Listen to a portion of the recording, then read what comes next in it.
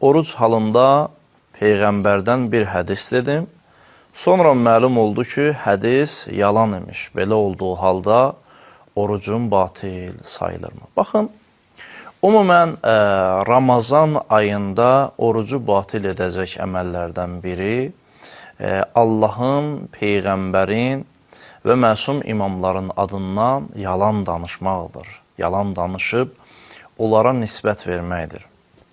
İstər bir nəfər yalanı sözlə desin, onlara nisbət versin. Məsələn, bir hədis deyirəm, özümdən quraşdırıb yalan bir hədis deyirəm, nisbət verirəm, məsələn, Peyğəmbərə, nisbət verirəm imama, nisbət verirəm mütəala Allaha, diqqət edirsiniz.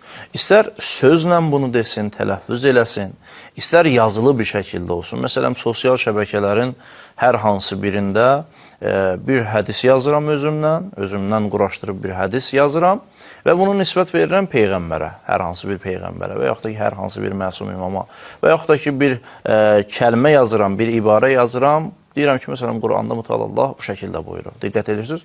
Bu yazılı bir şəkildədir.